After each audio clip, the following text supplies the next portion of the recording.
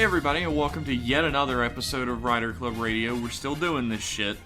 I'm your host, Jeff. Fucking another one of these things?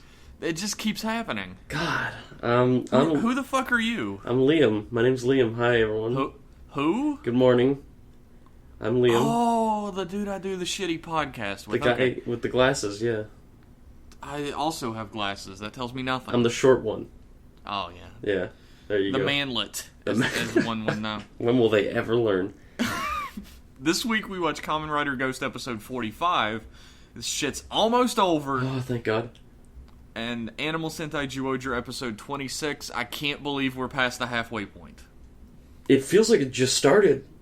It does. That tells you a lot about these respective television programs. Yeah. Liam, what happened in Ghost this week? A lot of shit. What did you think, Jeff? I loved it. You know what? I feel like there was more that happened in the episode than your description. Takeru fights Adele and he touches him, which causes him to see Adele I know. It causes him to see Adele as a happy little child. He goes into his memory, and he sees him as a little baby. And his sister is his mother. His sister is his mother. What a world. What a twist. All the world is falling for Adele's scheme. They're all going into his back, and literally everybody on Earth bought Demia the day it came out. So they're all going into his brain.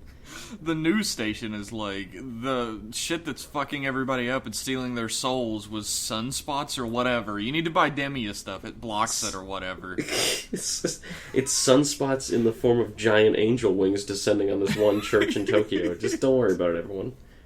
Just buy the fucking contact lenses. So Akari wants to make a portal to the Ganma world because now nobody's an icon anymore, so they can't just go. They have to make a portal. Edit this shit out. Fuck. Yeah, every time you yawned in the last episode, you immediately continued talking. Mm-hmm. Like, there was no pause at all. That was fucked. I like to leave little challenges for you. I consciously do it. Well, I guess we're learning that you're a huge fucking asshole today. So yeah, Akari's trying to make a portal to the Ganma world. It's not going very well. She sits at a computer for a while.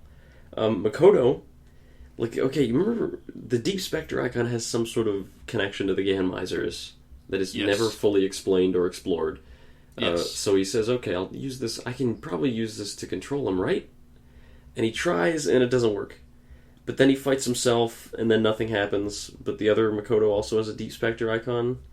But it doesn't matter because they fight and nothing happens. And he also tries to rape Kanon. Yeah, he tries to touch the back of her neck, but he decides against it at the last second. And he has, 100% I'm going to molest this child look on his face the whole time. It's a strange look. We're learning more and more about Makoto the longer this show goes on. It's like, when he started sneaking up on her, I was like, oh no, this is Makoto's dark side. What's he gonna do to Kanon? It's the side we saw in the dream earlier. Coming back full force. Ugh. So yeah, he fights himself and nothing happens, and there's a fight, nothing happens. Takeru goes into the life stream by meditating real hard.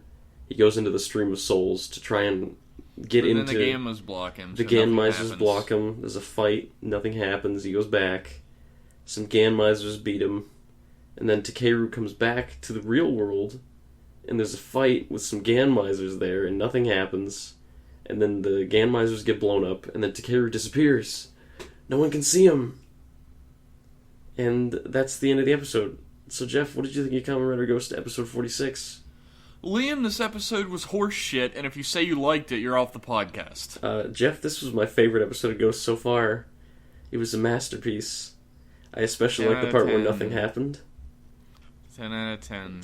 No, it was another episode of Ghost. That should tell you everything you need to know about this episode. You loved last episode of Ghost. You know what? The last episode of Ghost was like staring into the face of God, okay? And this one is poop. What? Every time I talk to you, your opinion on the last episode gets more and more fucking outlandish. It's the... Ghost episode 45 is the absolute peak of Kamen Rider. It never got better. It's 45 right now. The one we're talking about is 45. Oh, yeah, that's what I meant. This is the best episode. Jesus Christ. I laughed out loud during the scene when the giant golden ghost of Adele floated over the church. He's like, don't worry, everyone. You will all become me. And he's like, it's like this terrible Photoshop of him, this awful overlay of him. It is absolutely fucking terrible. It's just a photo that somebody like turned the opacity down on, put it in the sky. It looks like I don't know what, like it looks like a really cheap DVD from the like not a cheap DVD, but like a cheap VHS from like the 90s. It's teaching you how to garden or something, and the host appears above the gardening. Like it's like Mark Kistler's Imagination Station graphics. It's such an awful cheap effect. The editing in this episode in general is a disaster station. There's one scene. Good joke.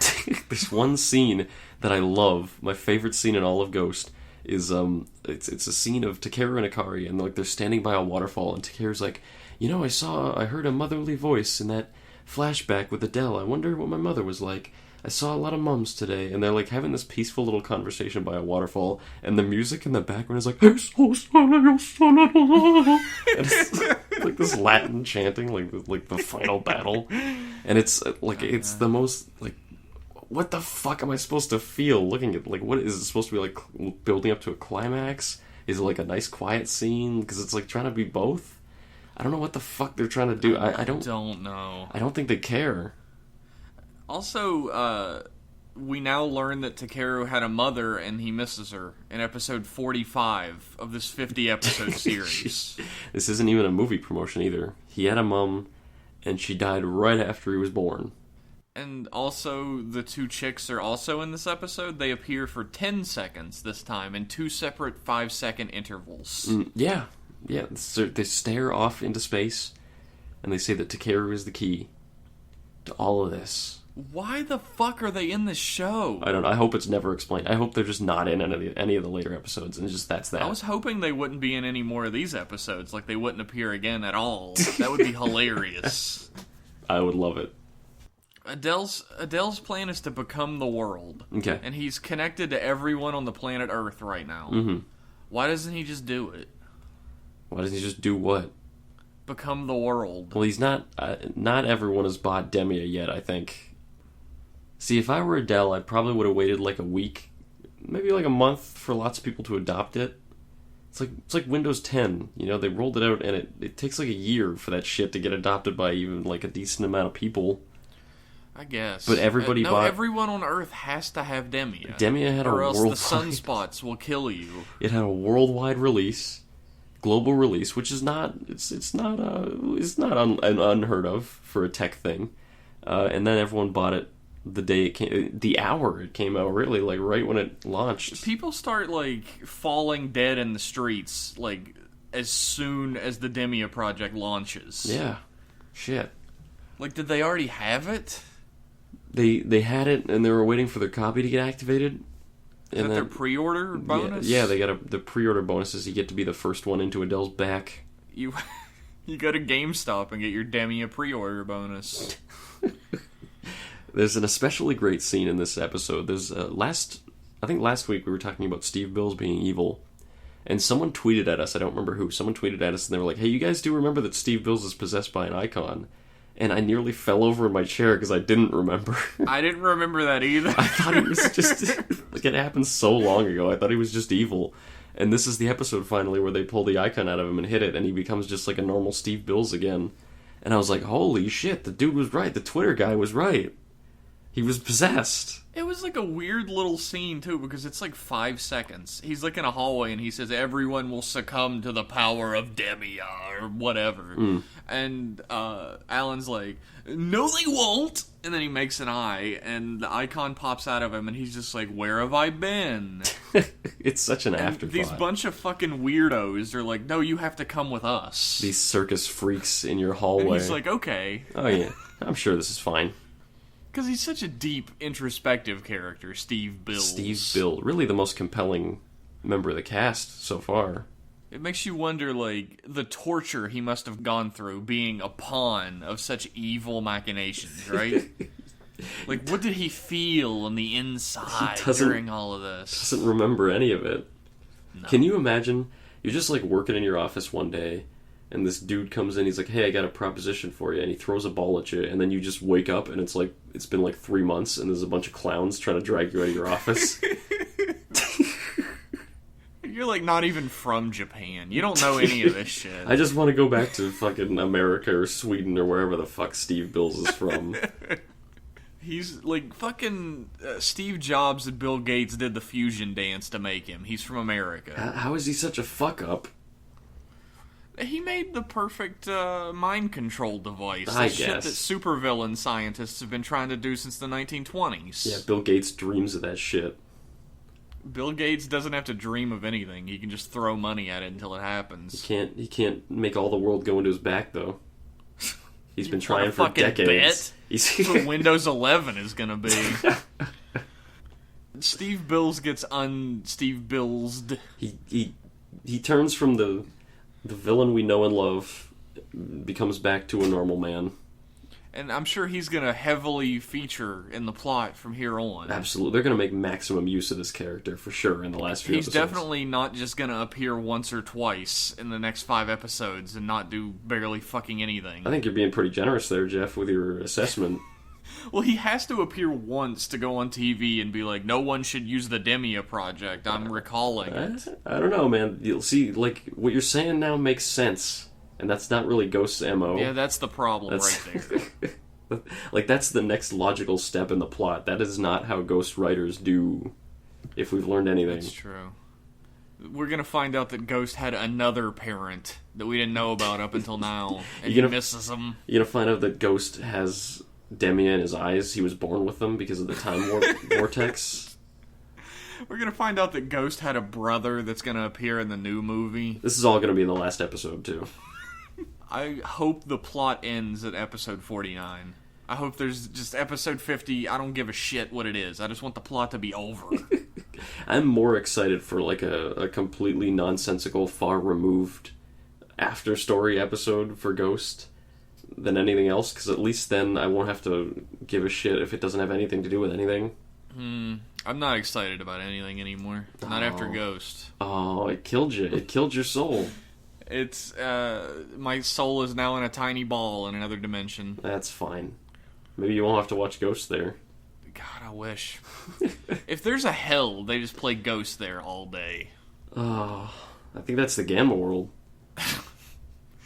Ghost as a character in this episode doesn't exist. And then he actually doesn't exist at the end. He fades away. Everyone shouldn't even notice. They'd be like, well, okay, let's go. Guys, what about me? Wasn't there somebody standing in the middle of our group all the time? Nah, you're just remembering things wrong. I don't think so. What about me, guys? Didn't he have 4 days left to live or whatever? Why is he fading? I think he's fading because he's got... Maybe he doesn't believe in himself hard enough. He was fine, though. He beat the Ganmais and he was like, oh, right, guys. And then he just disappears.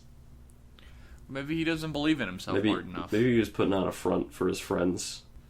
Maybe this whole show is a convoluted fucking mess where nothing leads into anything else and there's no real continuity or stakes or characterization or motivation for any of the characters. If I didn't know any better, I'd say the writers aren't exactly doing their best with this television show.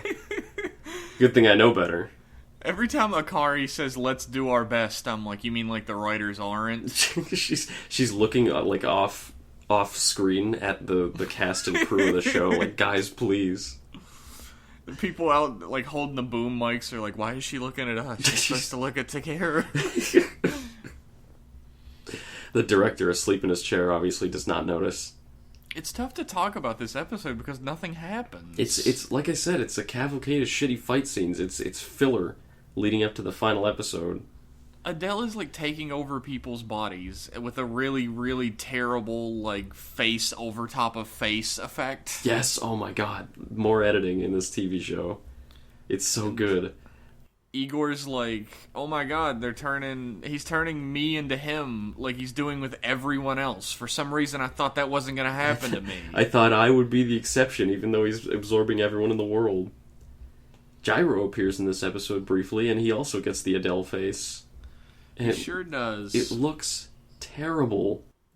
It looks like, what's that part in Ghostbusters 2 where Ray gets, like, the Vigo the Carpathian face over top of his face? And that movie came out in, like, 1989. I have not seen Ghostbusters 2 in at least 15 years, so I don't know. I know a lot about Ghostbusters. I was gonna say something. Fuck. Hang on, let me catch my train of thought before you went off about fucking Ghostbusters. You gotta put something in the podcast, Liam. I haven't. You gotta put something. I haven't.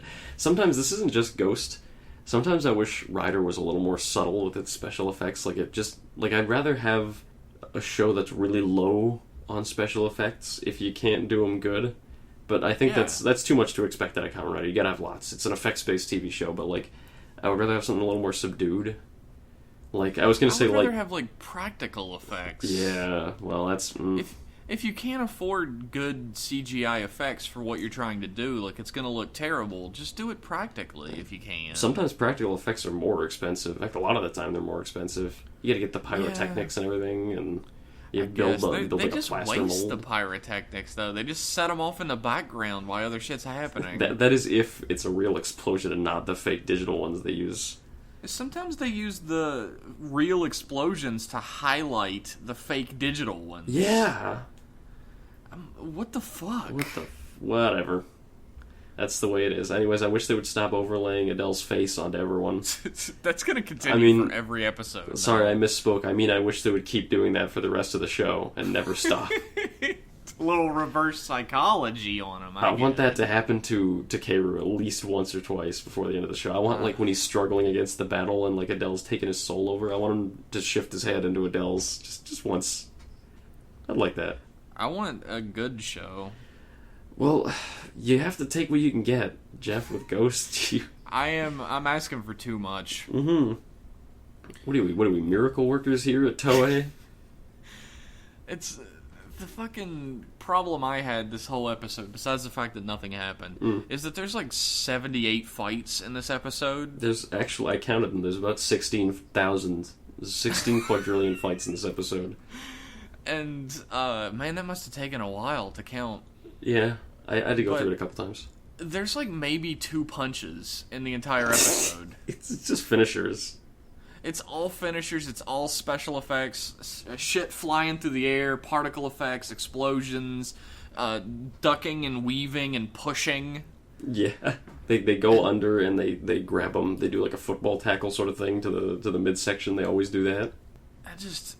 What I look for in tokusatsu are characters I can enjoy and enjoyable fight choreography. Yeah, those are the 2 main things I really want out of a tokusatsu series. You can't have that with Ganmizers. No, they're giant, like, linebacker-ass, huge monster mashes with no faces or eye holes. It's like Ganmizers are like, it's like you're wearing, like, 6 suits of armor. Like, your shoulder pad is a suit of armor, and your leg is a whole suit of armor. One World of Warcraft armor set. Yeah, exactly. They can't move. They can flail their arms around like morons, but they can't, like, do anything. So the fight scenes have to be really subdued with them, and they look awful. Out of all the Ganmizers that they had to choose to be, like, the focal Ganmizer, why did they choose the one that looks like he's made out of bowling balls and ice? I don't know. Like, at least the fire one looks like fire. Yeah, he doesn't look like a fucking bowling monster. This is like if Freeze from Drive fell into a blender. Coming as the bowling ball Ganmizer. I don't know. The Ganmizers are shit. We've been over that a million times. Yeah, I can't say enough about how I hate the Ganmizers. They're so bad. The Ganmizers as a concept are bad enough, but their suit designs are fucking atrocious. Yeah, they're ugly. They're ugly, over-designed pieces of shit. Like, most monsters in tokusatsu, you can look at it and be like, I can tell what that's based on at a glance. What the fuck are the Ganmizers based on? You have a color is like the only identifiable trait, and the rest is just shit mashed on top of shit. You can't. If one of them fucking, like, stabbed me and stole my wallet in an alley, and I had to like point them out in a lineup of other Ganmizers, they're getting away with that shit. I can't tell them apart. He was blue and he was fucking incomprehensible to the human eye. That's what I got for you, officer. He had these giant fucking shoulder pads, and the officer's like, "You're gonna have to be a little bit more specific, sir." Oh, fuck. Do you have anything else to say about Ghost this week? I don't know. Didn't, Makoto's clone say that he was the real one now? That was last week, I think he said that. Yeah, he said that, and then he did the exact same shit he's always done in this episode, just with the Deep Spectre icon instead of the regular one. Maybe he could have kidnapped Kamen, and then had, something could have happened, but no, it didn't happen. Something would have happened, alright. He was creeping up to take Kamen. He was like, yeah, I'm going to advance the plot of this TV show. I'll take her to the Gamma world or something. And the director was, yelling from off screen. He's like, don't fucking do it. Don't fucking do it. And he looked, okay, I'm sorry, sir. Yeah, what stopped him? I don't know. I get that that's going to be, revealed or whatever, but I don't actually care. Yeah, I'm just pointing out that it's silly that was put in the 45th episode of this fucking TV series. Maybe he's becoming so real that he's starting to love his sister. I guess. It's that's my main complaint, I think, is all this shit is happening in the 45th episode of a 50-episode series. Yeah, you could have... I mean all this shit is in what happened last episode. Nothing happened in this episode. Nothing happens this episode. They just putz around for a while, and you find out that Ghost and Adele are second cousins or something. He's his uncle. They're connected in some way, I guess. The mom is the... Dude, wouldn't that fucking suck if it turned out that Adele's mom is fucking Takeru's mom and she just remarried or some shit? She remarried a ghost? Yeah, why not? Well, yeah, anything can happen. Have you ever seen the Patrick Swayze masterpiece, Ghost? Of course I have. It's a 10 out of 10 movie right there. If Takeru's mom didn't actually die, but instead went to the Gamma world to reign as queen, that'd be a pretty interesting plot point. They could have done that. In the 46th episode of a 50-episode series? They could have done that in the past, yeah. I mean, if they were writing a show that was not terrible. I mean, this is the problem. If they were doing that in the 46th episode, right? Mm-hmm. They should have mentioned that Takeru had a mother and he knew she existed at any point before that. I miss Makoto's dad. Did I say Makoto or Takeru? No, you said Takeru. No editing here. I'm just thinking about Makoto's dad. Okay, I'm gonna have to badly ADR in with my other mic. No ADR. Don't worry. Fucking only one person noticed that. Well, I'm sure they noticed. They all noticed. Just one person decided to comment. Only one person commented on it. Two people, but anyway. Makoto's dad is in the movie. Please watch it. I don't want to watch the movie, man. I don't want to. The thing is, a couple months from now, there's going to be subs for that movie. Yep. And we will be in a completely different series. And I am never fucking going back to Ghost. I don't care what comes out with him in it. It's not fucking happening. Overtime, I'd like to extend to you an offer. I can give you a blank check. Name your price. Don't sub the Ghost movie. You could just not watch it. Nope. And save your life savings. I'm saving the life of everyone who would watch it if it was subbed. I'm doing this for the good of humanity. Maybe it's a really great movie. TV Nihon, I'm also available. I couldn't say that with a straight face. Nobody's gonna fucking watch the TV Nihon one anyway unless they're idiots. Oh. Shots fired. I don't care. Who's even listening to this podcast on episode 79, I guess, that doesn't know that I'm not a fan of TV Nihon? Yeah, I guess. Look, they're prolific. You can say that for them. They sub shit that nobody else does. Yeah, they got the first. So I guess that's appreciated. Jeff, are we done talking about Ghost now? I say it every week, but I wish forever. Soon, brother. Soon. We're getting closer. I have news. I bring Tell news me the from the East. I have one piece of news. One piece again. After your perilous journey into the newsland, you only bring one news back for our entire tribe. I'm sorry. They run so fast I can't catch them. Tell us the news. Kamen Rider Ghost is officially done filming. Woo! The end is in sight. All the actors got flowers and cried with tears of joy that they would never have to set foot on the set again. Do you think they think that they're making a good product? No. I mean, come on. Like, I don't know, man. You couldn't... Well, to be fair, like, okay, like, look at this from the perspective. I'm gonna go ahead and assume that most of these actors don't watch Toku. Oh, no. Like, maybe a couple of them, but, like... No, they're fucking adults, man. Adults don't watch Toku. Yeah, fuck, who over 18 watches Toku? Seriously, fuck. God. Get your fucking life together. You have to be a huge fucking loser, like, no one's ever even hugged you in your life. God, get a fucking life. But I'm gonna go ahead and assume that none of these people watch Toku, so I imagine they don't really have a metric. Maybe they'll just think, like, they'll see Steve Bills walking down the hallway with the Ganmeisers, and they're like, oh, well, you know, it's silly, but that's Kamen Rider, and they just don't I guess care. that's how it goes. Yeah. I don't know whether they have experience with it or not. I know a lot of the older actors have been in other tokusatsu before. Yeah, that's true. And every now and again, there's a younger actor who's like, yeah, like, I remember Gakusano was a big fan of Kuga when he was a kid. So, like, he has like, a metric, but he was in a good show. Shun Nishime is not in a good show. I don't know what the hell he watched. I feel bad for him. Because he really does seem to like the role of Ghost. Yeah, he seems like a decent enough fella.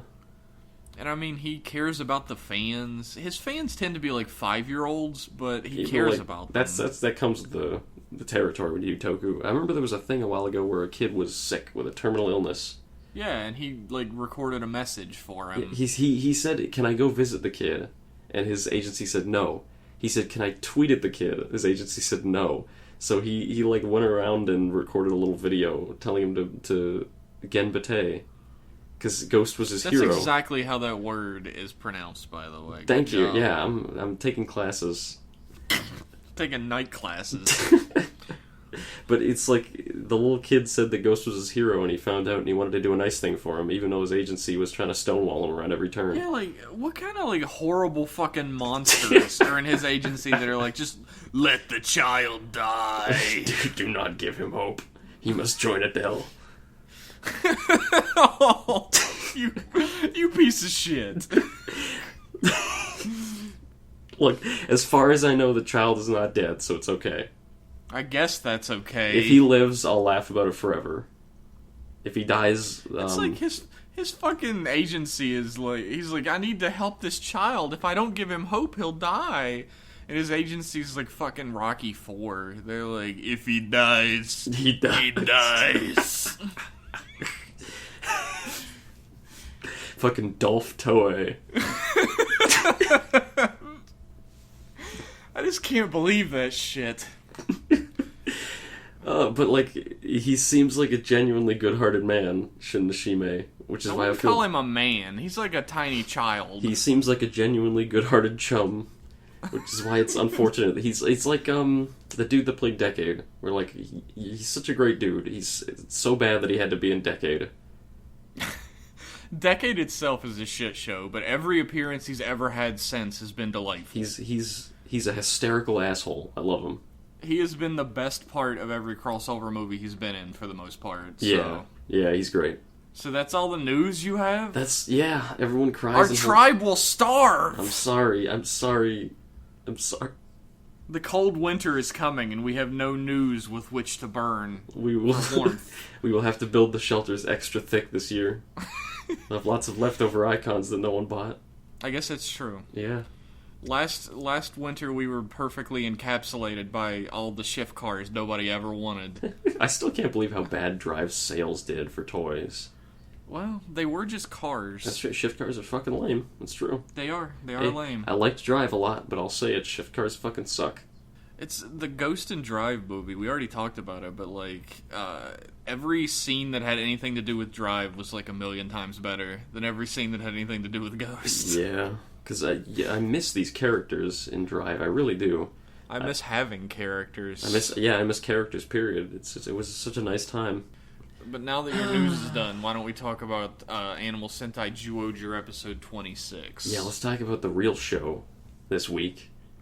So this week on Zyuohger, Bungalay is fucking with a wedding. Jeff, did you like it? This episode wasn't that great. Really? It wasn't like it wasn't bad or anything. It was good, but it just doesn't live up to a lot of the other episodes. It's like it's good, but it's not like knocking my socks off good like the other episodes were. I guess. No, I thought it was as good as all the others. Really? I say this stands shoulder to shoulder with the rest of the series. It's a different kind of episode than we're used to. It's a bit of a mold breaker because it's all Bungalay, and it's sort of like Bungalay seems like he's getting his own little story here. Like everything to do with Bungalay seems to interconnect a little, which I like a lot about him. He's looking for something. He has some sort of a goal on Earth that doesn't really involve the Zyuohgers or the Death Galians. Yeah, he's trying to find something. But he still just wants to fuck Yamato's day up. He just wants to see him cry. That's what I love about him. That's his side motivation. Is like he's not even looking for him. He just stumbles into Yamato and he's like, oh, his friend's having a wedding, eh? I cancel my dinner plans. Like, he's just a great big bully. Like, he finds Yamato in the hallway and he's like, I'm gonna give him a swirly. What's up, fuckboy? I hear your friend's having a wedding. It'd be bad if something happened to it, wouldn't it? Please don't, Bungalay. Give me your lunch money and maybe I'll think about it. Special connection.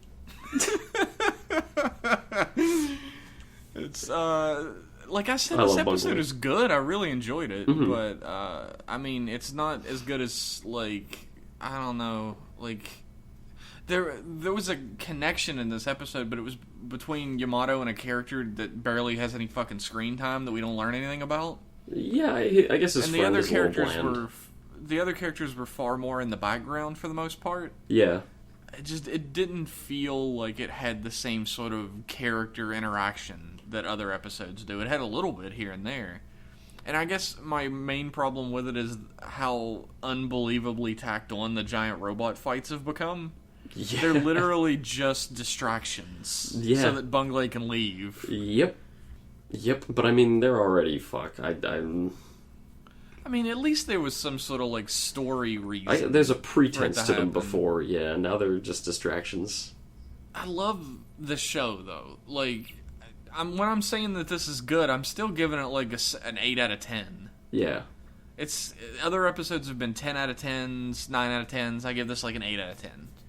It's a really good show, really good episode.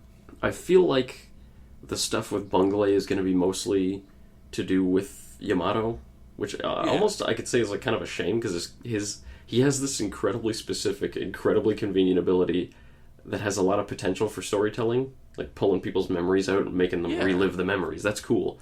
I really want to see them use that, but they haven't used it on any of the Zyuohgers. They're using it in the next episode. On who?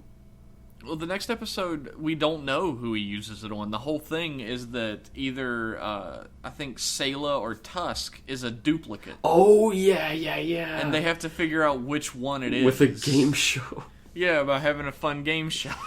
I'm pretty much looking forward to that a lot. But I'm super fucking psyched because it's not only is it about them trying to figure out who's the real one and who isn't, but it's also a Tusk and Sayla centric episode. It's a duo we haven't seen before. It's a double whammy. So I'm really excited for that one. That's gonna be fun. I mean, we got some cool stuff in this episode too. Like we got to see everybody in their weird ass formal wear. Yeah, like they all wear formal wear, but it all is sort of reminiscent of their usual costumes. It's a nice little attention to detail. Leo's wearing like a banana suit and like a headband with flowers on it. Yeah, and Tusk still has that fucking shoulder thing hanging off of his shoulder. He's got like the sash thing he's always wearing. Yeah. Yeah, it's pretty cool. I like that. There is a great character moment where Leo makes fun of Sayla for acting all girly, and she punches him in the gut and says, "I am a girl." Yeah, little things like that are sprinkled throughout the episode. Little character interactions that always keep things like popping. I do like that this is sort of like this episode and a few past as well. They haven't seemed to have forgotten that Zyuoh of the World is the strongest. Like sometimes they'll let him jump forth and do a finisher, or sometimes they'll all get, like in this episode, they all get their asses kicked, and then Zyuoh of the World's like, "Oh, I can do it," and he goes toe to toe, like 1-on-1 for a bit before he loses. It's like it doesn't fuck the story. It doesn't make him the center of the limelight like we were afraid of. But the writers, it's nice that the writers haven't completely forgotten his power level, which is cool. Yeah, I like he's that. still stronger than the rest of the Zyuohgers, unless, Yamato gets fucking fired up, then he's the strongest. Yeah, that's true. Once Juo Whale appears, oh boy. Everybody gets knocked out of their transformation except Misao. He's like the one that takes the longest. Yeah, he gets it last, yeah. And he actually does his like final transformation to try to fight and still gets his shit rocked. So Bunglay's like a real threat. He's a real motherfucker. He's not some monster of the week. Yeah, he is a real motherfucker. That's how I would describe him. His entire goal is just like, I don't like Yamato. I'm just gonna make his life shit. The best part is that's not his main goal. He just likes doing that a lot. That's his weekends. That's his fucking downtime. That's how he unwinds. I've had a really long day. What can I do to Yamato? Where's my banana cream pies? I like that kind of villain, though. Like, Black Manta, the Aquaman's villain. Yeah. He just fucking hates Aquaman and just wants to make his life a living hell. That's his entire reason for what he does. Personal animosity is always fun. Like, he's such a fucking bastard, too, that he causes Aquaman's son to get killed. Oof. He kills Aquaman's son and then causes his wife to get banished to, like, another dimension or some shit. Mm-hmm. And then the next time he meets Aquaman, he says, "Hey, Aquaman, how's the wife and kid?" What a He's just shit. such a huge fucking asshole. I love it. But I will say that the focus of this episode, Yamato's friend, is it kind of falls flat. It's a little weak. It's supposed to be like, oh, it's this magical thing that is at risk of being ruined, but it never really feels all that important. It doesn't carry the same emotional weight as Yamato's mother or something like that they would do in a past episode. So I will give you that. It was a bit of a weaker. Yeah, it's a really good episode, but it's weaker than the other episodes. Yeah, That's how yeah. I would say it. I can see that. I can see that. And it just felt like the other Zyuohgers were just playing bit parts. Yeah, which other episodes don't really feel like that, even when there's a specific focus on Yamato or Leo or Tusk or anybody. Yeah, a lot of the times one of them will have a useful thing to do that affects the plot. And this time it doesn't really happen. Yeah, this kind of happens a lot in Super Sentai, where once the 6th Ranger appears, the non-Red Rangers become bit players in the plot. Mm-hmm. I don't think that's going to happen. Yeah, with next episode being all about two of them, I don't think that's going to happen. Yeah, but it did scare me for a second. I think it's fine for a Sentai series to have more of a focus on the Red and more of a focus on the special dude than the others. I expect that. Yeah. As long as the others get some stuff to do and are still fun to watch and have their screen time in their episodes and whatever. That's fine. As long as they have, like, a decent amount of focus each. Yeah. Because it's supposed to be, like, an ensemble. Yeah. There might be a main character. Yamato is absolutely the main character of the show. Mm-hmm. They felt, like, super secondary in this episode. Like kind of like Mario. They were just kind of there for the most part. They've been demoted to Mario, and Mario was demoted to not even appearing in this episode. He'll be back. He'll be back. He'll be wearing a stupid animal hat. He'll be back. I love Mario. He's great. He's great. The whole show is excellent. Like, I even had a conversation earlier with Belf. Belf is not friend of the show. Belf, if you don't know, we haven't talked about him in like a million episodes. Belf is not a friend of the show. Okay. No, I mean the way you said Belf is not, and then you paused and you're like friend of the show. Yeah, like, Belf is friend of the show for now. For now, if he plays his cards right. He hasn't watched Zyuohger, and I basically just talked him into it because it's so good. You gotta. Good. If somebody came up to me and said, "Hey, man, I don't know shit about Sentai," I would say, "Hey, I didn't know shit about Sentai either," and then I watched Zyuohger and it was sick. So you should watch that. This is one of the few shows that I've watched in Toku where if somebody was like, "Where should I start with this series? Like, where should I start with Super Sentai?" I would say Zyuohger. Yeah, it's not a bad choice. It's a good show. Like, I wouldn't have done that with Drive. I wouldn't say you should start your Kamen Rider experience with Drive, because it's really dry.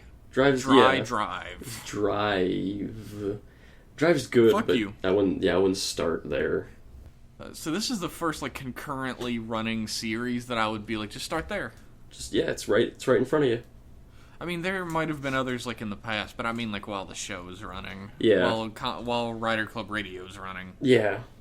Certainly wouldn't have told anyone to watch fucking Ninja. I didn't watch Ninja, so I'm not gonna tell anybody else to. I tried to watch Ninja. I tried and failed. I watched a total of 5 episodes of Ninja, including the crossover with Jiraiya. Yeah, I watched 1 and 2, and I said, well, this isn't very good. And then I heard there was one that had Kaku Ranger and Hurricaneger in it. And I was like, oh, I'll check that one out. I still haven't watched that one. Nah, it's Ninja. It's got the 2 actors back. Like, the face actors came back, which is super cool. But, like, it's still an episode of Ninja, so take from that what you will. I'll watch it sooner or later. I got too much shit to watch. Yeah, I know. The backlog. And people are still like, when are you guys going to watch Ultraman Orb? Oh, fuck. I forgot about Ultraman Orb. Yeah, I did too until I read that. I'm watching like 6 different TV shows right now. I'm sorry. I'm trapped. Yeah. I'm trying to get through Stranger Things right now, and it's like fucking 8 episodes, and I'm on 6. Someone just spoiled me on Game of Thrones so I could stop. I'm very close. The dragon kills everybody. I know Jon Snow lives, and... Whoa! Yeah, he lives, I hear. Why are you spoiling? You fucker! That's like 8 seasons ago or something, probably. I don't know. I mean, he's always alive, so I guess it's always happening. I guess. But that's all I really have to say about Zyuohger this week. Okay. Why don't we have some mail? Open up the mailbag. Well, we got a lot of shit on Twitter this time. Okay. We always get shit on Twitter. Are we talking about questions, or...? We have actual questions this time. Okay. Our first question, I think, is a repeat. It's from Ginga Herb. Ginga Herb or Ginga Herb? Is he Herbert, or is he a Sal? Ginga Herb. He's 420, and he says, what up? If you guys were Juman, what animal would it be? It could be the same as one of the Zyuohgers if you want. Didn't you say you'd be a pug Juman? Yeah, I want to be a pug Juman. Or an ugly insect. Yeah, I said I'd be a turtle. A turtle Juman. Turtle. You would. You fuck. Turtles are awesome. Fuck you. They're alright. They live for a while. Turtles are walking tanks. They're walking tanks that you can pick up and throw like a frisbee. Yeah, and then they just get up and walk. Yeah, I guess. Fucking, they're a tank. I guess. So I guess that answers that. I think I had another answer last time, but I don't fucking remember it. I wonder if there are bug Juman. I don't know. You don't see any. Like, what's your fursona? What's my fursona? Would be one of those horse heads in the background. One of those floppy ass horse heads. He also asks, are either of you keeping up with the DC Rebirth comics? And no. Nope. I don't read comics. No, the last time... Jeff reads comics. Yeah, the only thing I really know about Rebirth is that they brought back the, like, pre-New 52 Superman because nobody liked the post... Oh, I heard about that. There was 2 Supermans, and then the New 52 one got hit by lightning or something? He got hit by a car, and they had his funeral on Thursday. Destroyed by Dr. Manhattan. Yeah, Dr. Manhattan created the universe as well. I know that now. Yeah. It's awesome. DC's doing some happenings. They might be really good stories for all I know. It seems like a lot of backpedaling. Well, that's what a reboot is, I mean. Yeah, well, like, sometimes I see people complain that, like, comic book people can't deal with change, which is true in a lot of ways. Like, comic book readers aren't good at dealing with change, which is true in a lot of ways. But I feel like comic book readers would be more on board with change if it wasn't, like, stupid. If it wasn't just change for change's sake. Like, if there was a reason for it, like, maybe if there were better stories that could be told with this new change, or... But it's mostly just, look what we did, please buy the comic. Sometimes it's like, yeah, look, Barry Allen's got a goatee now. And that's just it. He grew a goatee. It's, I don't know about DC Rebirth. It might be good. I don't know. I don't know, I ain't touched it. I know Dr. Manhattan's there. That's all I know. Yeah, I guess the Watchmen is, like, Watchmen's in the coming canon in. universe or whatever. Do you know there were all these jokes and shit for years about them doing like a reboot of The Watchmen in the 90s, like an edgier, darker reboot called Watch Mechs. Watch mechs? Like they're so robots? It was like an X-Men book. Oh my god. I want to like, see that. There were jokes about that for years. There's tons of fan art, like pretending to be the real art. It all looks like Rob Liefeld art. Sick. And then DC actually did a sequel to Watchmen. Yeah, they did before Watchmen, didn't they? Yeah, it was a prequel, but it's like, fucking Alan Moore was like, wow, that's really fucking stupid. I don't want anything to do with that. And they were like, well, we're just going to do it anyway. Yeah, we don't need you. Well, Alan Moore's just that way as well. He's just like, what, do you got a business proposition? Shove it up your fucking ass. He doesn't like having his works touched usually, but sometimes, like, I remember, you ever read For the Man Who Has Everything? The Superman story? When they turned that into a Justice League episode, I heard they asked him, can we do it? And he said, yeah. You asked permission? Yeah. Fuck it, just do it. For the Man Who Has Everything is one of my favorite Superman stories. Yeah, it's a good story. I fucking love that story. Yeah, I remember they took Robin out of the Justice League episode, though. It's a shame. Well, how could they do that? Robin played a part or whatever, but I guess he wasn't really necessary. The Justice League episode gets every point besides that. The important shit. Robin was like... I just like Robin. We think about Robin now as being like this dumb sidekick that Batman has around, who's obviously like his junior partner and everything. Mm-hmm. But for the longest time, like, you couldn't have Batman without Robin. Yeah. Like, he was just with him all the time. Even like in the Justice League and shit. He's indisposable. It's like, if I was another member of the Justice League, I'd be a little confused about why he's bringing a 12-year-old boy on all of our missions. Like, nobody even asks. A lot of them had their own 12-year-old boys. So. Yeah, there's Aqualad, there's Speedy. Kid Flash. Kid Flash, one of my favorite comic book characters, because he progressed in a way that most comic characters don't. He grew up and became the Flash. He became the real Flash, the adult Flash. And then they had, 20 years of good comics with him in them, good to middling comics, and then they just erased him from time and space. Yeah, well, that happens. He's back now, though. That's reboots. He is back now. There are two Wally Wests. There's White Wally West and Black Wally West. Yeah, I heard about that, too. It's confusing enough that there are two Flashes. There's like two Wally Wests. One of those Wally Wests is not going to make it to the end of the year. That's my prediction. It does not pay to be a minority character in comic books, so... What's our next email? Our next question is from Dewey Defeats Truman, who says, how excited are you that the series is going to finally end in a few weeks? Can't even put that shit into words. Sometimes I don't know whether I'm more excited for X-Aid to start or for Ghost to end. It's like they're vying for the top the exact spot. same way. Every time I'm sitting and watching Ghost, all I can think about is, I just have a few more. Just have a few more. We're at 45 now. There's like maximum 5 more. That's all we got. 45 fucking weeks of this, dude. That is almost a year straight. That's a fair chunk of your life you gave to this show. I think about that sometimes. That's like 1/80th of your life, depending. I think about that sometimes. Like, it's 20 minutes a week.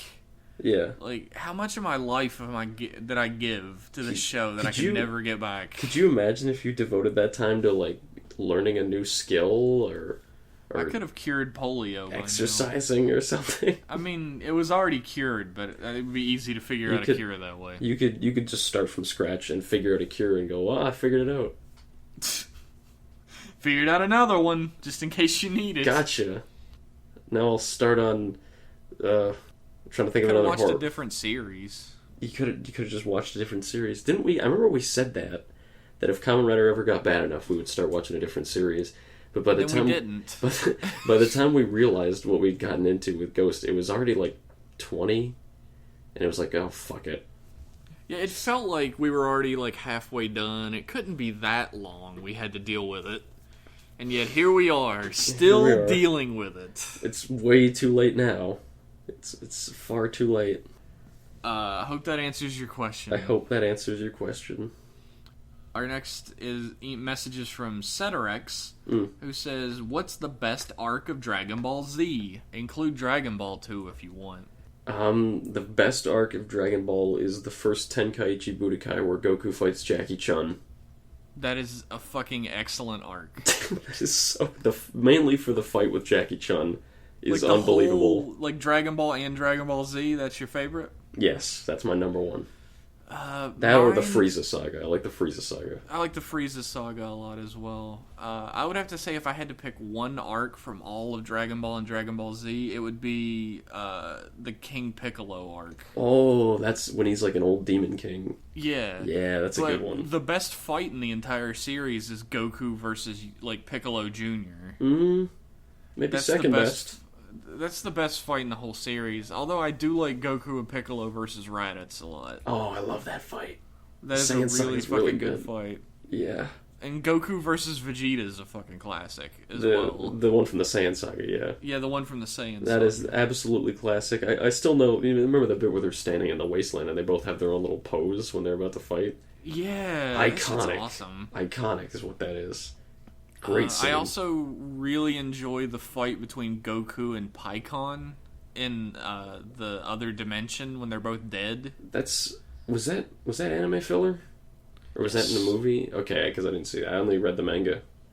That was anime filler, I think. It's a really good fight, though. Yeah? Who is Pikkon? I know he's green. Yeah, he's like a weird alien from another sector of the universe. Okay. He was like a champion, and then he got murderized by somebody. That's a shame. And he fights toe-to-toe with Goku. And it's a cool, fun fight because it's like a friendly fight. They're pals. Yeah. That's pretty sick. And really, if we're talking about, like, really entertaining fights as well, like the fucking, the fight in, what the hell is it called? You can do it. The Dead Zone. Is that the one with Garlic Jr.? Yeah, with, like, when he gets huge and, like, Piccolo and Gohan and Krillin have to try and fight him. Yeah, that's also an anime thing. I haven't seen that. Yeah, it's good. Yeah, I'll take your word for it. It's good, but Goku versus young Piccolo is the best fight in the whole series. I like Goku and Jackie Chun. That is a really good fight. The fight between Goku and Tien is really good as well. Oh, that's a good one, yeah. Before, like, any of the fights before it just became beam spam. Yeah, really. Are really good. Frieza Saga and back is when the fights are. Cell is when it gets starts to get a little ridiculous. It does get a bit beam spammy. Yeah. I guess Krillin and Gohan versus Raccoon is a pretty decent fight. Yeah, as that well. one was desperate, yeah. Yeah, it was like two fucking midgets versus the tallest man in the world. That was a pretty good fight. This is not the Dragon Ball cast, so I guess we'll cut it there. I could talk about it forever, really. We could do a Dragon Ball cast, yeah. That's, it's sad that we got more excited about that question than anything related to Kamen Rider. Do we have any Rider questions? Our next question is from Anachronism, who asks, which writers do you think, for whatever reason, would be most inclined to buy their own merchandise if they saw it in the store? Godai. Kuga, he made his own merchandise. That was one of my favorite scenes in Kuga, is when he comes into the little cafe where his uncle works at, and he's like, hey, check it out, and he's got a shirt, and he's like, look, it's Kuga's symbol. Check it. He's got it on the back of his shirt. He's all, like, excited about it. He puts it on fucking everything he owns. Well, wouldn't you? Yeah. Absolutely. So it's Kuga would buy his own merchandise. Kuga would buy his own merchandise. Probably Decade as Decade, well. I was going to say Tsukasa would buy his own merchandise. Yeah. Tendo would if it was fashionable. If it was like a nice scarf or something that you could wear in public without anyone knowing that it was merch. He would buy that for sure. He would wear it if he didn't. He wouldn't give a shit. He would buy like the biggest, most garish shit, and he'd be like, "This is fashionable because I'm wearing it." Grandmother said this. It's fashionable if you put it on you. Grandmother said this. Make things fashionable yourself. That's it, yeah. And then everyone goes, "Oh, Tendo-san." I feel like who else? I think AG would be excited to have like a Tatoba shirt, little T-shirt, probably some probably Tatoba true. underwear. Just so he would have more than one shirt. some Tatoba boxers. Shotaro would buy double merchandise. Yeah. Like you could really say any of the writers who are like dorks, sort of goofy dorks, would probably buy something if they saw it. Although Shoichi wouldn't. He wouldn't really care. Shoichi would have no idea. Yeah. Unless they made, like, cooking supplies based on Agito. How would you even, like, a cookie cutter? like a big sharp knife that has the Agito symbol on it or something. It's funny thinking of the more serious writers doing it, though. Can you imagine, like, Oja with a big garish t-shirt with, like, a picture of Kamen Rider Oja on it just hanging out under his snakeskin jacket? Nothing sells more toys than a serial killer wearing your merchandise. Absolutely. Wearing his own merchandise. That's funny, though, if you think about it. There were, like, a legion of children who had action figures based on a serial killer. Yeah, it happens, man. I guess. It's like having a Hannibal Lecter action figure or something. If instead of human brains, he ate human feces. It's like fuck that book. Fuck that. How did that get written? It took a second to dawn on you, didn't it? An editor looked at that and was like, "Yeah, this is good. Let's publish this." Like an adult editor who is presumably over 18 looked at that and was like, "Presumably, I'm going to give Toei the benefit of the doubt and assume this fucker was over 18." And he was like, "Yeah, this is probably good for kids to read, right? Yeah, this is what people like Kamen Rider. They want to see a baby eating shit." Of course. Of course. When I think Kamen Rider, the first thing that pops into my mind is a baby being left in a toilet. Keep in mind the baby kills its own mother. Sakura kills his own mother at like 5 days old. That's canon in the book. He was the world's best murderer. There is I want to address something while we're talking about Ryuki. There is a very prevalent fan theory I've heard that people say that Ryuki has happened like 10,000 times before, with the time vent keeps resetting it. And I remember looking for that in the show, and I didn't see any evidence for it at all. Do you remember anything like that? No. I think people are pulling shit out of their ass. Because, like, I guess it's possible, but, like, I don't see... People do that shit all the time. Like, if something becomes popular, there's some bullshit theory about how it's all a dream. Like or Ash somebody's Ketchum is dead, and yeah. If Ash Ketchum is having a dream, you would imagine he would fucking win something in his life. I was gonna say, why does he lose every time? I love how they were like, Ash is gonna win the league this time, and then he fucking lost. They advertised it. They're like, he's gonna win Kalos. Here's a little picture of him winning, and then he came in second. They're geniuses. I guess technically he won second place. They're geniuses. But he did that in the fucking Indigo League. I don't know. What can he do about Pokemon? He won the Orange Island League. He won, he's the king of Orange Island. That counts. Absolutely, everyone remembers Orange Island. There was that guy, the Drawer Man. Drawer Man? Drawer Man. Like a man? He was Tracy Sketchit. Tracy Sketch? Yeah, that was his name. He was the Brock replacement. Fuck that. I like how Pokemon teaches us the valuable lesson that you need to keep your one friend forever. Forever. But you can just fucking ditch girls when you're done with them. Every single time. As soon as she stops being useful. They get too old for him. Yeah. Ash is like, what are you, like 11 now? Fuck off. Isn't Ash 15 now? Didn't they age him up? I don't care. I don't know. I never even liked the anime when I was young. I just wanted to play the games. Even when I was a kid, I was a Digimon kid. I loved playing the Pokemon games, and I loved the Pokemon manga, like the Pokemon Special. Yeah. I fucking loved that. And the Electric Tail of Pikachu. I was just going to say, I had the Electric Tail of Pikachu when I was a kid. I like that shit a lot. There were only 4 issues of that released in America. Yeah, there was. Thanks, Viz Media. Thanks, Viz, you fucks. I'm sure you're out of business by now, very deservedly. Do you think Takeru would buy his own merchandise? The guy seems to have no fashion sense already. Takeru, in order to buy his own merchandise, he would have to have some sort of a personality that makes him want to purchase things that are related to him. Like, he'd see an action figure of himself on the shelf, and he'd be like, who's this boring fucker? That's the most damning thing about the characters in Ghost, is I can't imagine them on weekends. I can't imagine what they would do, or like what they'd eat. because they don't have They just personalities. sit around a room and wait for somebody to run in and say, "Big trouble, guys!" They wait for Urison or one of the Shibuyas. Who cares what the other one's name is? Yeah, I don't know. I don't know. The Shibuyas. The Shibuya. To come I in... couldn't imagine anybody else really buying their own merchandise, especially like none of the well, fucking Stronger would. Stronger technically has. He's got a Stronger shirt. Yeah, Stronger would buy a big fucking like screen printed graphic shirt that has his regular face on it, giving a thumbs up and winking. I got a Stronger shirt. I got the S. Do you? Yeah. It's a nice shirt. Is it a fucking turtleneck? No, it's not a it's just a t-shirt. I had one guy say he thought it was a Superman shirt, and I didn't correct him. A Superman shirt, huh? He's That's like the laziest Superman shirt that's ever existed. It's just an S. When I wear like the fucking like Flesher Studios Superman shirt that I own that has like the really old symbol with the black background Back from and the S 40s. that goes over, yeah. People are like, "What the fuck is that?" They don't know. And I'm like, it's not even that different from the regular Superman symbol. Superman, dude. They're like, "Oh, it was weird. I thought it was some joke or something."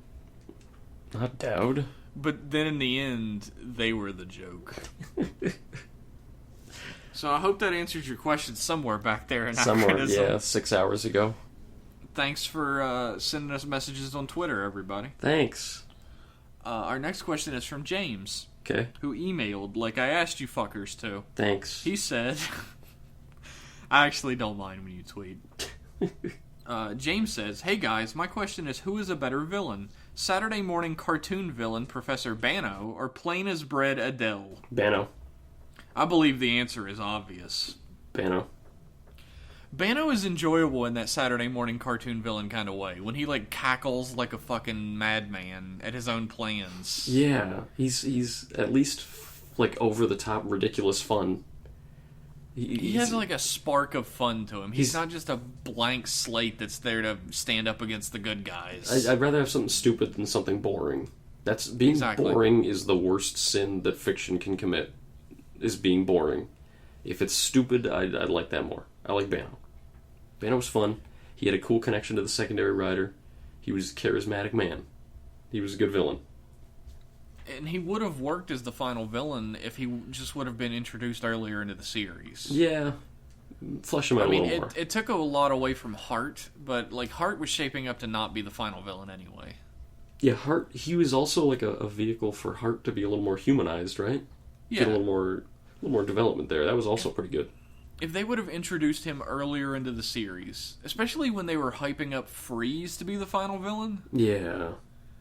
it was just strangely timed and the pacing was all wrong, so he just seemed like he was tacked on, and he was like Gold Drive. Yeah, that's lame. That was another thing that really dragged him down. Gold Drive. I would have preferred if he was just a dude. But no, Yeah. Gold Drive. He should have just had his own form. Well, what can you do? Suit budget's tight and all that, you know? They gotta save money for those Ganmiser suits. The next question James has is apparently kind of a spoiler for a show. But would you have, in a Rider series, a main villain or second in command to become pure evil later on? Like a pure evil Rider? Have a good week, guys, and X-Aid's ride should be the Back to the Future hoverboard. I absolutely agree with that. I saw a picture. I don't know if this is confirmed. It's like a really blurry magazine scan of the bicycle? The little bicycle, the little neon bicycle. He better be doing some sick fucking tricks on that. Holy shit, I want to see handlebar spins. Like, he better be doing some Dave Mira's Pro BMX shit. Now, there's a combination of words that I never thought I'd hear after the year 2002. Well, you heard it here on Rider Club Radio. My God. No, I hope... I'm sure that's not it. He's going to have a motorcycle, but I really wonder where the hell that little bike is going to be inserted. Maybe it's what the dumb little fucking chibi form is going to be. The level 1 form, yeah. Yeah, and then it transforms into a motorcycle. But that isn't the fucking question. The question is, would you in a Rider series have a main villain or second in command become a pure evil rider later on. Well, we sort of had that with Bano. I guess that's true. He was Kamen Rider Gold Drive. He was just a belt beforehand. That's true. I think I do like that idea of the main villain being a rider. I like when the final fight comes down to 2 riders. That's why I like multi-rider series a lot, where there's like 15 of them, because chances are, fight's going to come down to 2 riders. I'd rather not name which series do that, because a couple of them kind of do. Yeah, don't do that. But... This email spoiled me on something I didn't share with everybody. Oh no, what was it? I'm not sharing with everybody. Oh, that's a shame. But yeah, I like that. I like having riders be villains and riders be side characters, and lots of riders wherever they are. I really thought that's what they were doing with Alan. Nope. Or I was hoping. Like, I knew they were just doing another fucking chase, but I was hoping that they were gonna have like the main villain of the series be a rider. That's far too interesting. They just had him become a good guy for no reason, like 6 times in a row. That is way too interesting, Jeff. You can't have that. It would be interesting to have a main villain, like, or a second in command, get his hands on a rider driver of some sort and become an evil rider and be able to face the good guy, like, on even playing field. Yeah. Which doesn't require it to be like a painted black version of the main rider. That's unnecessary. Yeah. If it's just a dickhead. Like, we have something like that if Genom... If this Kamen Rider Genom dude from X8, he seems like he starts off looking like X8 and then his later forms are different. Yeah. If he ends up being just the fucking main villain, just he's there from the start and he's the main villain, I'll be happy with that. If he's a good character. I mean, it makes me think of Gaim. Spoilers for Gaim I'm not going to get into, but that wasn't handled that well. Gaim, yeah, there was sort of... It felt like it was forcing it a little towards the end to get to that final confrontation. A lot of dumb decisions were made by the character who becomes the final villain. A certain character gets blown up off a rooftop for dubious reasons. But overall, I think having like a villain become a rider is always a great idea. I like that. Rider versus rider is always really fun. Yeah. I like that too. I like that a lot. I like it more than riders working together. I don't. Don't you? I know you don't. I like riders working together when they're not all fucking boring idiots who I hate. Yeah, I get you. Because the riders working together in Ghost right now, I don't give a shit. Every time they're on screen together, I'm just like cringing, hoping that they don't do their stupid fucking catchphrases one after another. If they're fun and they play off each other well, like Rider 1 and 2, I like to watch that. Or like fucking Kabuto and Gatak. Yeah, oh yeah, like foils of each other. Yeah, I enjoy Kabuto and Gatak when they're working together.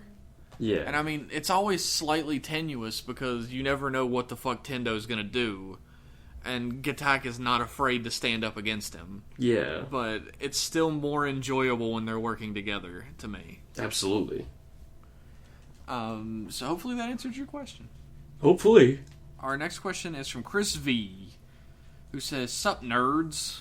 Wow. You hurt my fucking feelings right out of the gate. Way to just fucking bring the party down, man. We were having a good time. Jesus, dude. God, have some tact. This isn't a Kamen Rider or Sentai-related question, but it's still tokusatsu nonetheless. What do you think of the new Shin Godzilla movie? I'm working my way through the entire movie series currently, and I've heard mixed things about it. Also, if you haven't seen any of the movies, you should definitely check them out. The old Showa ones are a fun watch, and I've heard the Heisei ones are pretty great. I have seen The Terror of Mechagodzilla. That's the one Godzilla movie I've seen. That's it? And I loved it. I have seen almost every Godzilla movie. Really? I have a little statuette of Godzilla upstairs. Damn. Wow, I love Godzilla. I did not know you were such a Godzilla fan. Yeah, I watched most of them on the fucking Sci-Fi Channel when I was a kid. Oh, we don't have that here. They used to play the Showa Godzilla movies on Sci-Fi Channel late at night. Yeah. It was like their special late night programming. I saw the American one that came out last year. Was it 2 years ago? That one was Garbo. That one was good for 20 minutes. It's good for... Can you guess which 20 minutes those were? 20 minutes, yeah, the ones with the monsters. Yeah. The ones... I mean, if you watch a lot of Godzilla movies, there's a human element in all of them. Yeah. But they always make you care about these characters before the monsters start showing up and shit. Yeah. The new movie had fucking cardboard cutouts for characters except... Bryan Cranston. Yeah, Breaking Bad. He fucking dies in the first 20 minutes. Yeah, spoilers, Who I cares? guess. The movie's not good. That's actually a fucking service we're doing to you by telling you that, because all the advertisements were nothing but Bryan Cranston. He does the voiceover in them, even. I went into the movie thinking he was going to be the main character. They tricked me. He does die 20 minutes in, and then Quicksilver from, like, Kick-Ass. Kick-Ass is the main character. Is the main character, and he's just the best actor. He's not written very well. No, he's like Army Man. He's That's Army his Man. personality. He's the military man.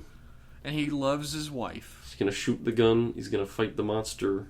He's the best at bombs. He's so good. That comes into play later, I guess. He's so good at bombs. But the movie tries to make you care about these characters while the monsters have already been introduced by not showing anything with the monsters. Yeah, I remember that infamous scene where they're about to fight in Hawaii or something. The monsters are about to fight, and it's like it shows them like all squaring up, ready to punch each other, and then it cuts to like this little kid watching a TV, and you're like, what? Wait. I actually enjoyed that moment. I didn't like that. And it's because everyone in my theater went, "Oh!" at the same time. Being a tease. Everybody was so fucking mad. And then when Godzilla uses his fucking atomic breath towards the end of the movie, everybody in my theater went, "Oh!" That was when he started fucking like glowing up his tail. Yeah, you can see his back spines are glowing. You know what's coming. Everybody got fucking hype in the theater when that happened. If only it was in a good movie. Yeah. I remember when it ended, I felt like I'd been punched in the face. Yeah, I felt like I'd been tricked into seeing that movie, but that's neither here nor there. I've seen pretty much every Godzilla movie. Damn, what do you think of Shin Godzilla? I don't like the design. I like the design. I'm sure a lot of people hate on me for that, but it's just they went too far in the direction of having him look like a dinosaur. But he's not a dinosaur. That's not. Here's the thing. If you go too far in that direction, you get the like 1999 Godzilla or whatever. Let's not speak of the 1990s Godzilla movie. Yeah. Here's the thing. All right, I'm gonna lay it out for you. Okay, lay it out on the table. I'm gonna lay out why you're fucked. What I like about this new Godzilla design is that they take it less in the direction. Like you're right. He looks less like a giant lizard. But I'm going to disagree and say he doesn't look like a dinosaur. He looks like a shriveled up, weird body horror beast. I like that his arms are all like shriveled up, like they've been burned away. I don't know. That looks dumb as fuck to me. Like, how's he going to grapple? I don't know. I don't fucking know. Wait for the movie. How's he going to grapple? Like, grappling is a big part of Godzilla. It's creepy. Godzilla isn't creepy often. I like when I like this creepy design he's got. I don't know. Like, I like Godzilla as a villain in the same way I like Godzilla as a hero, and I like Godzilla as a force of nature. He works in all three contexts. Mm-hmm.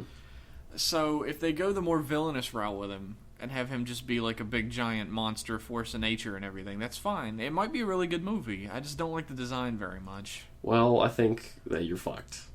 Well, I'm sure a lot of people do. Yeah.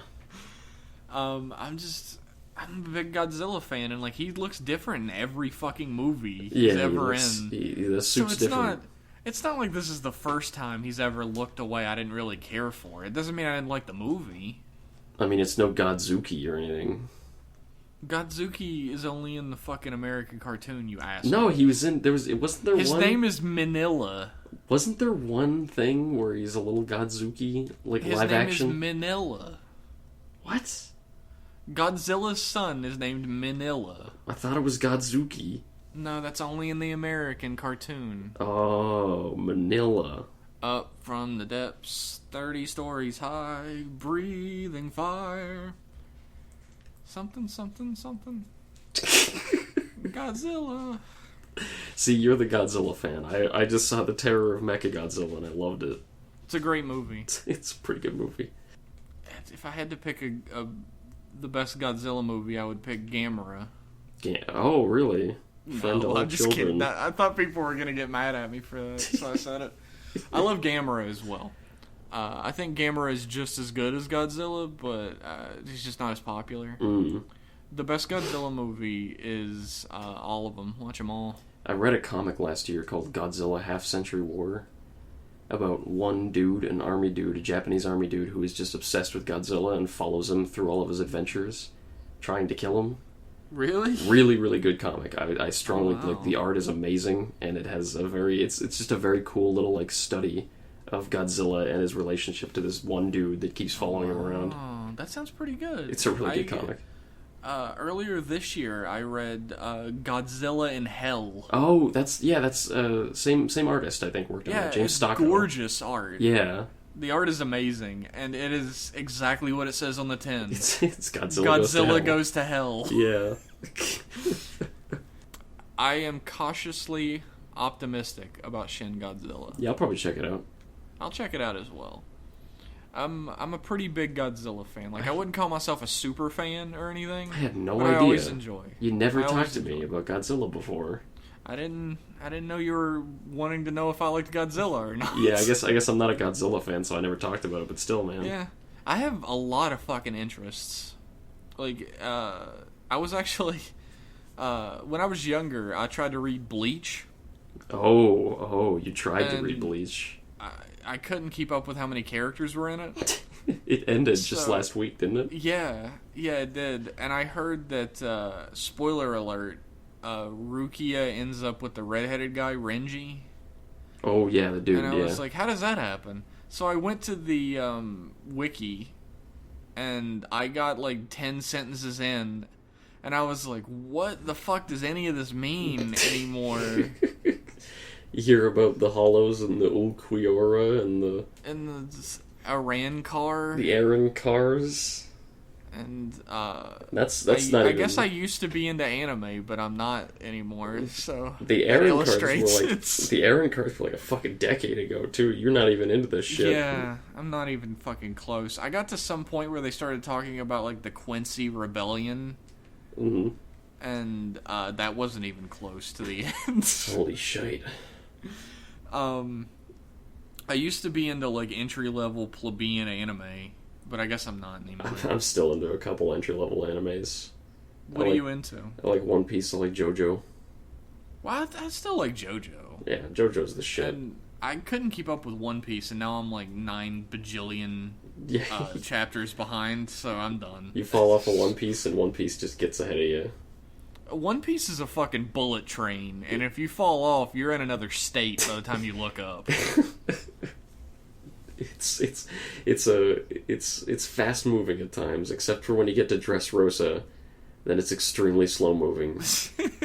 I remember there was a period of time when Sanji and Brook and I think Chopper were just not in the comic for I think 2 years. It was where there just was not a single chapter. I think it was a year and a half. Jesus, you wanna know what's fucked up? What? When I stopped reading, Brook had just been introduced. Oh man, you are so far behind, dude. When I'm saying I'm far behind, I'm not fucking joking. You are literally hundreds of chapters behind. Yep. There's no way I'll ever catch up, so I've given up. Yeah, you could still. Never say never. People try to recommend me. Actually, I'm really fucking into this manga right now. What is it? And I'm waiting on the edge of my goddamn seat for the next chapter to come out. It's called Dungeon Meshi. Dungeon Meshi. Never heard of it. And it's about, there's this, like, huge... It's like a Western fantasy manga. Mm. But there's this huge fucking underground dungeon. There's, like, a legend about it that you'll gain infinite power or something if you... And it's full of treasure and shit, like a wizard made it. Mm. And the wizard, apparently, the Dark Lord still lives in it, but that's completely unimportant. Okay. What is important is this group goes down there, and the main character's sister gets eaten by a fucking dragon. Oh, Jesus. And the series has resurrection in it as a regular spell. It just takes a lot of skill to use, so they're like, well, if we can get her body out of there before she's digested, we can resurrect her. But we don't have any money for supplies or food. What the fuck are we gonna do? And they meet this dwarf inside the dungeon who kills, cooks, and eats monsters to live. Mm. Like, the horrible monsters in the dungeon are his food. And he's an expert at it. Okay. And it's basically a comedy manga. Yeah. And they traverse the dungeon, and it has realistic fake recipes for food made out of monsters. And, like, it has this character who's horrifically disgusted at the monster food, but has to eat it to live. Yeah. And they end up in all these crazy-ass situations where they have to fight these monsters that they have no idea how to kill, and then you get a cool recipe afterwards. That sounds hysterical. It is so fucking good. It's like slice-of-life high fantasy. That's pretty cool. Because it's like following their adventure in the dungeon and shit, but it's not... There is action in it, and it's really well done, but it's not about the action. Mm-hmm. It's about, like, the comedy and the character interactions. Yeah. And the food will make you want to eat, like, slimes and mimics and shit. And it's so good. I fucking love it. Yeah. It's only on, like, chapter, like 28 or something now. Oh, so it's still pretty new. It's still pretty new. I forget, actually, I might be completely wrong what chapter it's on, but I read every chapter in a day. Blasted right through that shit? I highly recommend Dungeon Meshi. Alright. What the fuck was the question that we were on? Read it. I've already forgotten. Oh yeah, it was about Shin Godzilla. We already answered that. How the fuck did we get from Shin Godzilla to this? I don't know. We were talking about the shit that I'm into that you don't know about. Oh, yeah. Yeah. He also asked, one common writer question I have is Blade worth watching? I watched the first episode, but was kind of thrown off by how suddenly it starts. I've heard the ending is really good, but it really threw me through a loop by starting off the way it did. What are your thoughts and opinions? And Liam has not watched Blade. No, it's on my list. It's, I've said this before and I'll say it again. The first 13 episodes of Blade are, like, from a terrible series. Like, if you just watched any of those, which I did the first time I watched Blade, it seems like it's gonna be a fucking shit show. Overacting, terrible special effects, story doesn't seem like it's going anywhere, misunderstandings. After the 13th episode, it gets really good. Well, like, it consistently starts getting better every episode. That's where all the memes come from, is the first 13, isn't it? Yep. Yeah. So we can thank them for that. Yeah, at least something good came out of it.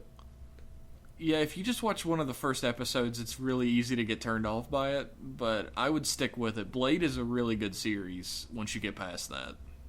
So yeah, give it a watch. Liam, you should give it a watch. I'm busy. What the fuck are you even doing with your life? I'm really busy, okay? Okay, I guess I believe it. I'm trying to stack 16 icons up. It's not working. I have no reason not to believe that you're super busy. Got kids to feed, man. Oh my god, I'm learning stuff about you this week. So that's all for Rider Club Radio this week. You can send us some emails in at riderclubradio@gmail.com, or you can shoot us a tweet and follow us at Rider Club Radio. Do that, and you'll have a great time.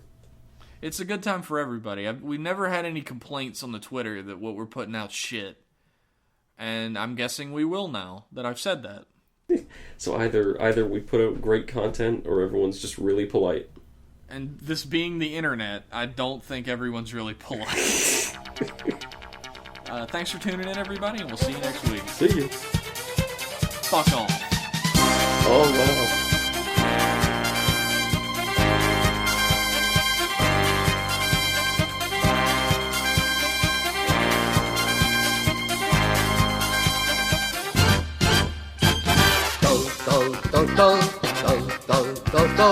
V マシン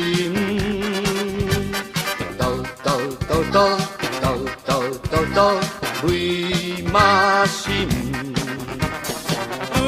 敵のマシンまっしぐら怒涛のようにひた走る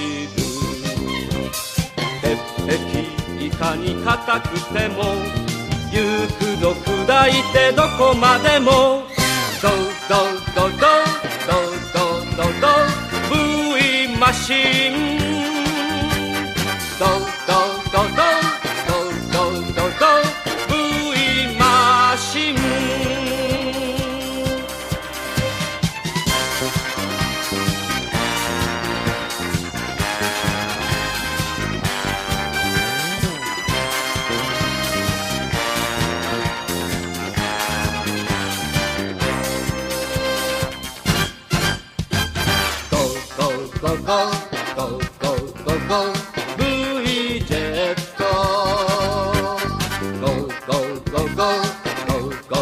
ゴ V ジェット飛び出すメカは火を吹いて速いぞマッハ一文字怪人いかに速くても行くぞ一瞬ぶち倒す Go go go go go go go go V ジェット Go go go go go go go go V ジェット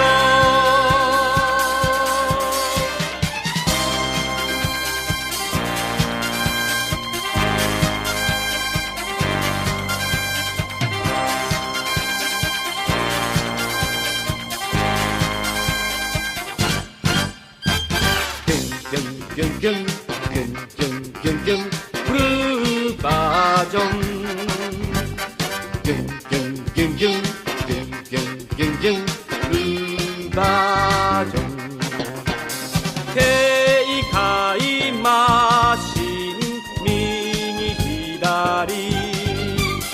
自由自在に駆け巡る鉄壁いかに高くても行くぞひととびハイジャンプギュンギュンギュンギュンギュンギュンギュンギュンルーバージョン